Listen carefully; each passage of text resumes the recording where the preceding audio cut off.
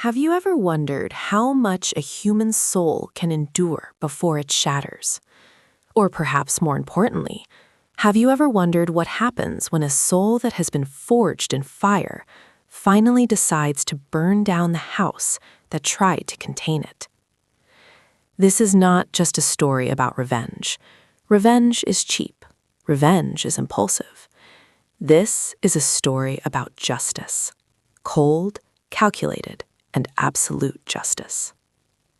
It began with the sound of a clock ticking in the hallway, a sound that seemed to mock the pounding of my own heart. For 5 years, that grandfather clock in the Thorne mansion was the only witness to my tears. My name is Clara.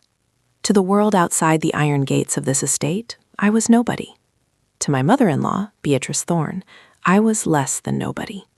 I was a stain on her pristine reputation, a mistake her son had made during a rebellious phase, a live-in maid who didn't require a salary. But to the ghost of my father, the late Archibald Sterling, I was a keeper of promises. 5 years ago, on his deathbed, my father, the founder of the $1 trillion Sterling conglomerate, grabbed my hand.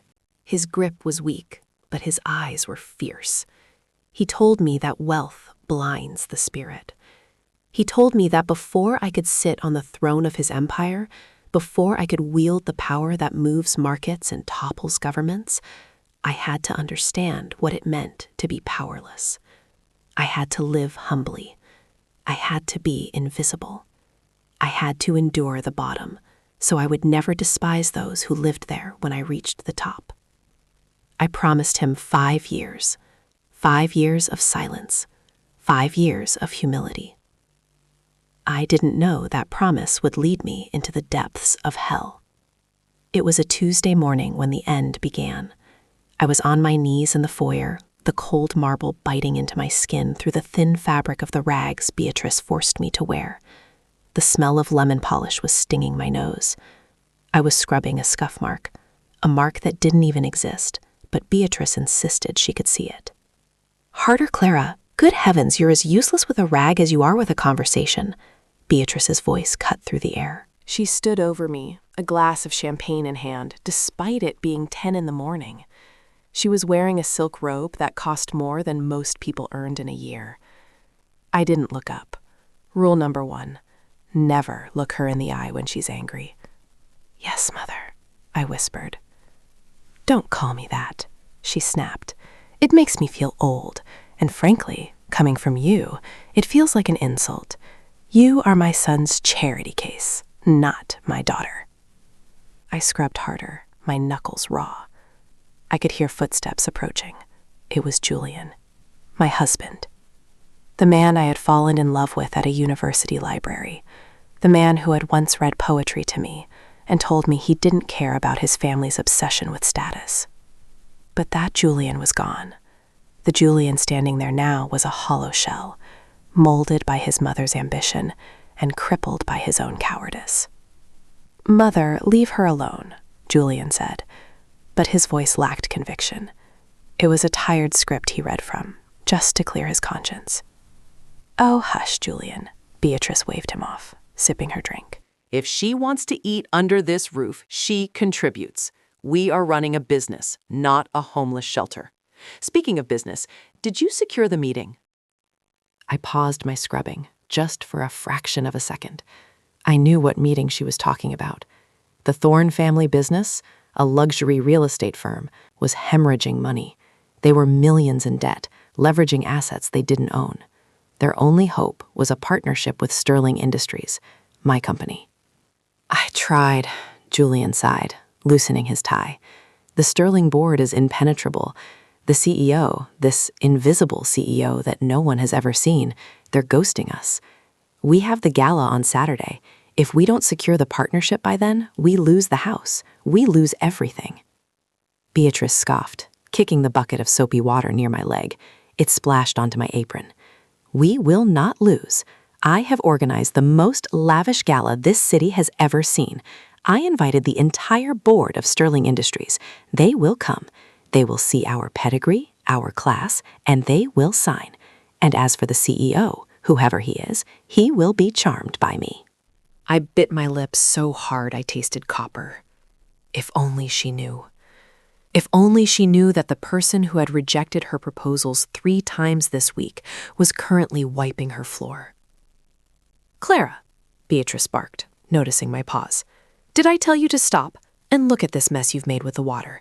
Clean it up and then go to the kitchen. The caterers are coming for a consultation, and I need you to stay out of sight. You look like a vagrant." "Julian?" I looked up at him, pleading silently. Just once. I needed him to pick me up. I needed him to say, "Stop treating my wife like a slave." Julian looked at me. He saw the dirty water soaking my knees. He saw the exhaustion in my eyes. For a moment, I saw a flicker of the man I loved. But then he looked at his mother, and the fear took over. Just finish up, Clara," he mumbled, turning away. "We're under a lot of stress right now." That was the moment. That was the crack in the dam. I watched his back retreat into the study, and I realized that the 5 years were almost up. My father wanted me to learn humility, but he never asked me to lose my dignity. He never asked me to let my soul rot. I finished cleaning the floor. I went to the kitchen, but inside, the gears were turning. The calendar in the pantry caught my eye. Saturday, the gala. Saturday marked exactly 5 years and 1 day since my father's passing. The promise was ending. The next 3 days were a blur of abuse. Beatrice was manic. She was spending money she didn't have on ice sculptures, rare orchids, and a string quartet. She screamed at the staff, she screamed at Julian, and she took special pleasure in tormenting me. On Friday night, the eve of the gala, Beatrice stormed into the small attic room where I slept. It was freezing, drafty, and smelled of dust. "Here," she threw a garment bag onto my cot. I sat up, confused. "What is this?" "Your uniform for tomorrow," she sneered. "Since we laid off the extra waitstaff to pay for the champagne, you will be serving." I unzipped the bag. Inside was a maid's uniform, but not a normal uniform. It was caricature, short, frilly, degrading.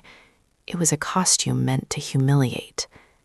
"Beatrice, I am your daughter-in-law," I said, my voice trembling with a rage I was struggling to suppress. "I will not serve drinks to your friends in this." She stepped forward and slapped me.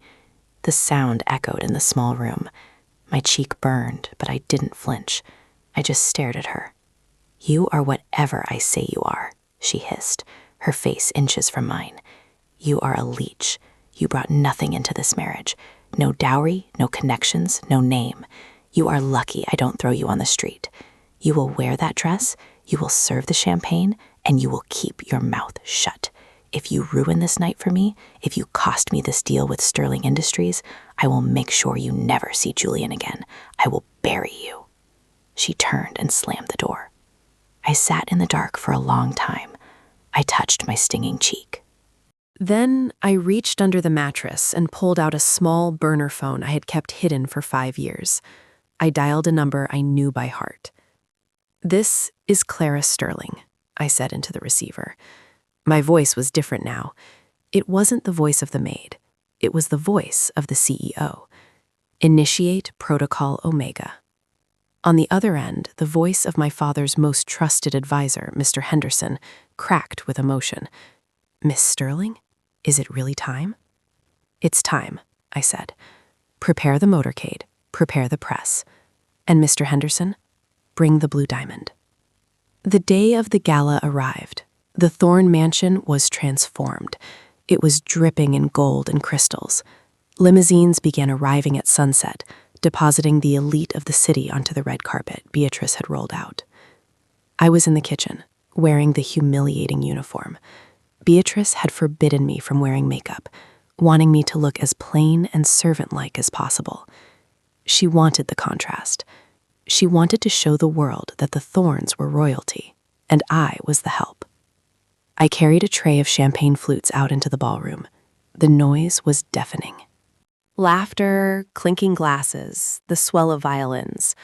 I saw Beatrice in the center of the room, wearing a crimson gown, laughing fake laughs, holding court. Julian was by her side, looking pale and anxious. I moved through the crowd, offering drinks. I recognized faces. There were politicians I had studied, business rivals I had analyzed, and there, near the stage, were the members of the Sterling Board of Directors. Beatrice was practically drooling over them. "Oh, Mr. Henderson," I heard Beatrice screech as she approached the group. "I am so delighted you could come. I trust the CEO is close behind?" Mr. Henderson, a tall man with silver hair and eyes like flint, looked at Beatrice with a polite but cold smile. "The CEO is already here, Mrs. Thorne, watching." Beatrice looked around wildly. "Here? Where? Is he incognito?" "She," Henderson corrected. "And yes, she prefers to observe before she acts." Beatrice laughed nervously. "She? Oh, how progressive. Well, I'm sure she's impressed. Look at this turnout." She snapped her fingers at me as I passed by. "You, girl, bring the tray here." I walked over, head down. "Champagne for Mr. Henderson," Beatrice commanded. Then she looked at Henderson and smirked. "It's so hard to find good help these days. This one is my son's mistake. We try to give her purpose, but you know how it is with the lower classes. No ambition." My hand tightened on the tray. The glass stems felt fragile. Henderson looked at me. For a split second, his eyes widened. He recognized me, even in the rags. He started to bow, just slightly, but I gave a microscopic shake of my head. "Not yet." "I'll take a water," Henderson said, his eyes never leaving Beatrice's face. "And I would be careful who you call lower class, Mrs. Thorne. Appearances can be deceiving." "Oh, please," Beatrice scoffed, grabbing a glass from my tray and dismissing me with a wave. "Go fetch more hors d'oeuvres, and try not to trip over your own feet." I walked away. The humiliation was a physical weight, heavy and suffocating. I found Julian near the ice sculpture. "Julian," I whispered. He jumped, spilling his drink. "Clara, what are you doing? Mother said stay in the shadows." "Julian, please," I said, looking him in the eyes. "This is your last chance. Walk out with me, right now. Leave the party, leave your mother. Come with me." "What? Are you insane?" Julian hissed, looking around to see if anyone was watching. "We can't leave. This is the night. If we get the Sterling contract, we're rich again. I can buy you, I don't know, a car? New clothes?" "I don't want a car, Julian. I want a husband. I want a man who stands up for me." "I can't," he snapped. "Stop pressuring me. You're just making this harder. Just do your job, Clara." He turned his back on me. That was it. The final thread severed. The love I had held onto, the hope that he would change, it all evaporated. I set the tray down on a side table. I took off the frilly apron and dropped it on the floor. I walked toward the service exit, but I wasn't leaving. I was going to the guest house, where Mr. Henderson had left the package. 20 minutes later, the ballroom was hushed. Beatrice was on stage, holding a microphone. "Ladies and gentlemen," she beamed, basking in the spotlight, "tonight is a celebration of excellence. The Thorne family has always stood for quality, for legacy, and tonight we are ready to join forces with the greatest company in the world, Sterling Industries. I have been told the CEO is among us. I invite her to come up to the stage to join us in this glorious new era." The spotlight swept across Powth. People looked around, whispering. Who was it? Was it the woman in the red dress? The heiress from New York? The double doors at the back of the ballroom boomed open. The room went silent. I stood there. The maid's uniform was gone. In its place, I wore a midnight blue silk gown, custom made in Paris, that flowed like water over my frame. Around my neck sat the blue diamond of the Sterling estate, a stone so rare and large it seemed to hold the ocean inside it. My hair, usually pulled back in a messy bun, cascaded in waves down my back. I wore heels that clicked with authority on the hardwood. I didn't walk. I glided. A murmur ripped through the crowd. "Who is that? Isn't that the maid? Look at those diamonds. They're real." I walked straight down the center aisle. The crowd parted for me like the Red Sea. I saw faces I had served drinks to minutes ago dropping their jaws. Beatrice stood on stage, squinting against the spotlight. "Excuse me, miss? You can't just barge in here." She stopped. She recognized me. Her face went pale, then red. "Clara! What are you wearing? Have you stolen those? Security! Security! Arrest this woman! She's stolen jewelry!" She pointed a shaking finger at me. Julian, standing beside her, looked like he was about to faint. I ignored her. I reached the front of the room where the Sterling Board of Directors sat. As one, the 12 most powerful business people in the country stood up. They turned to me, and they bowed. Deep, respectful bows. "Good evening, Madam CEO," Henderson said. His voice carried clearly through the silent room. The silence that followed was absolute. It was the silence of a world shifting on its axis. I walked up the stairs to the stage. Beatrice took a step back, nearly tripping over her train. "What is this?" she whispered, her voice trembling. "What is happening?" I took the microphone from her limp hand. I turned to the crowd. I didn't smile. My face was a mask of cold judgment. 5 years, I began. My voice was steady, amplified, filling every corner of the mansion. For 5 years, I have scrubbed these floors. I have washed your dishes. I have worn your rags. I have listened to you mock the poor, belittle the weak, and worship money as if it were a god. I turned to Beatrice. She was shaking, her mouth opening and closing like a fish. "You wanted to meet the CEO of Sterling Industries," I said. "You wanted a partnership. You wanted to know who held the fate of your crumbling business in their hands." I stepped closer to her. "You've been living with her. You've been abusing her. You've been starving her." "No," Beatrice gasped. "It's not possible. You're Clara. You're nobody." "I am Clara Sterling," I declared, my voice ringing out like a gavel strike. "Daughter of Archibald Sterling, sole heir to the Sterling conglomerate." The crowd erupted. Flashes from cameras blinded us. The revelation hit the room like a bomb. "Julian," I said, turning to my husband. He was weeping, actually weeping, but not from sorrow, from terror. "Clara, baby," he stuttered, reaching out a hand. "I didn't know. If I had known—" "That is exactly the problem, Julian," I said, my voice dripping with disdain. "If you had known I was a billionaire, you would have treated me like a queen. But because you thought I was nothing, you treated me like trash. That is who you are. That is who you both are." I turned back to the audience. There will be no partnership. Sterling Industries does not do business with morally bankrupt institutions. Furthermore, I looked at Henderson, execute the acquisition clause. Henderson nodded. "Already done, ma'am. As of 5 minutes ago, the bank has called in the Thorne family loans. Since they cannot pay, Sterling Industries has purchased the debt. We now own this house. We own the company. We own the furniture." Beatrice let out a scream, a guttural, horrified sound. "You can't! This is my home! You can't do this to me! I am Beatrice Thorne." "You are a tenant," I corrected her, "and you are being evicted." "Please." Beatrice fell to her knees, grabbing the hem of my silk dress. The irony was poetic. She was now the one on the floor, begging. "Clara, please. We're family. I'm your mother." "You told me I wasn't your daughter," I reminded her, pulling my dress away from her grasp. "You told me I was a charity case. Well, charity has run out."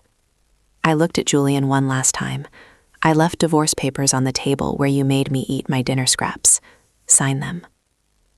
I turned and walked away. I didn't look back at the chaos. I didn't look back at Beatrice screaming at the security guards who were now escorting her out of her own gala. I didn't look back at Julian collapsing into a chair, head in his hands. I walked out the front doors, down the steps, and into the cool night air. A convoy of black SUVs was waiting. The rear door of the lead car was held open by a driver in a sharp suit. "Where to, Miss Sterling?" he asked. I looked back at the mansion one last time. It looked small from here, a gilded cage I had finally broken open. "Forward," I said. "Just drive forward." I slid into the leather seat. As the car pulled away, leaving the ruins of the Thorne dynasty in the rearview mirror, I finally let out a breath I felt like I'd been holding for 5 years. My father was right. To understand the weight of gold, you must carry the burden of stone. I had carried the stone. I had built my strength. And now, as the city lights blurred past me, I knew one thing for certain. I would never be invisible again. Karma isn't just a concept. It's a mirror. And sometimes, if you look into it long enough, you realize that the person holding the mirror is you. Don't ever mistake silence for weakness. The calmest oceans hide the deepest monsters, and the humblest servant might just be the queen who holds your fate in her hands.